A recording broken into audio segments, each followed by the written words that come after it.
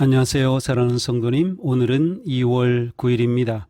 멈춤의 용기, 떠남의 결단. 민수기 9장 23절입니다. 이렇게 그들은 주님의 지시에 따라 진을 쳤고 주님의 지시에 따라 길을 떠났다. 그들은 주님께서 모세를 시켜 분부하신 대로 주님의 명령을 지켰다. 아멘. 오늘은 광야 길을 걷던 이스라엘 백성들이 하나님의 구체적인 인도하심에 어떻게 반응했는지를 보여주는 민수기 말씀을 묵상합니다. 본문에서 가장 반복되는 구절은 주님의 지시, 명령을 따라입니다. 광야의 이스라엘 백성에게는 자신들만의 여정, 시간표가 없었습니다. 구름이 머물면 진을 치고 기다렸으며 구름이 떠오르면 짐을 싸서 떠났습니다. 중요한 것은 주님의 명령을 지켰다라는 것입니다. 이는 단순히 이동하는 행위 자체보다 하나님의 명령이라는 영적 질서 안에 머무는 것 자체가 그들에게 주어진 거룩한 직무였음을 의미합니다. 신앙적으로 이 장면은 하나님의 절대 주권과 인간의 책임 있는 응답 사이의 관계를 보여줍니다. 이스라엘의 이동은 단순한 이주가 아니라 성막을 중심에 둔 움직이는 예배였습니다.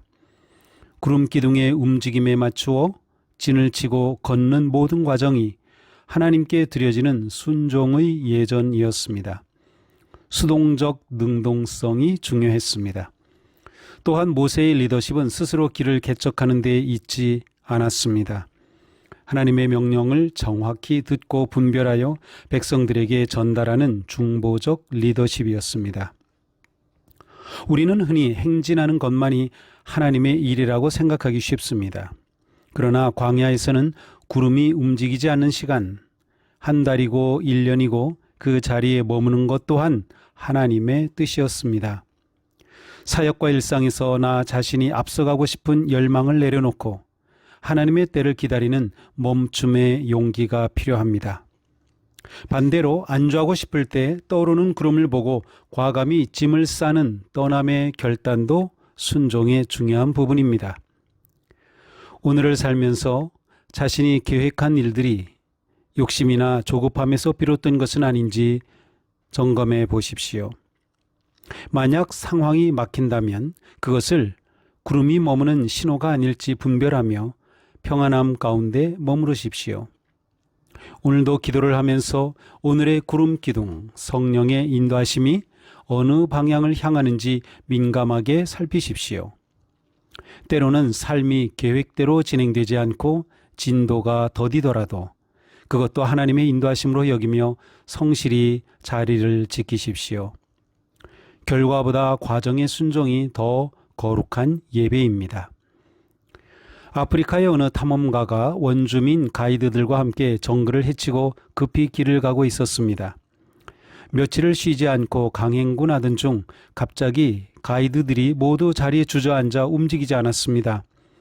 탐험가가 이유를 묻자 가이드 중 한 명이 이렇게 대답했습니다. 우리가 너무 빨리 달려왔습니다. 그래서 우리 몸은 여기까지 왔지만 우리의 영혼은 아직 저 뒤에 처져 있습니다. 이제 영혼이 우리 몸을 따라잡을 때까지 기다려야 합니다. 그렇습니다. 사역이나 삶의 분주함이 하나님의 임재와 인도하심을 앞지르지 않게 하십시오. 구름보다 앞서가는 발걸음은 결국 길을 잃게 될 것입니다.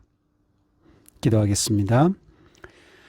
저의 영원한 길잡이 되시는 하나님, 오늘 저의 발걸음이 주님의 구름 기둥보다 앞서지 않게 하옵소서.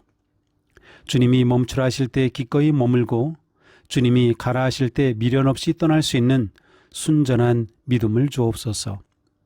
저의 사역과 삶의 여정이 오직 주님의 명령을 따르는 거룩한 사명이 되게 하시고 오늘 하루 주님의 속도에 저의 심장 박동을 맞추는 평안을 누리게 하옵소서.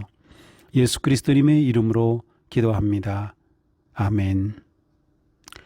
오늘도 주님의 은혜와 사랑 안에 복된 하루가 되기를 축복합니다. 사랑합니다.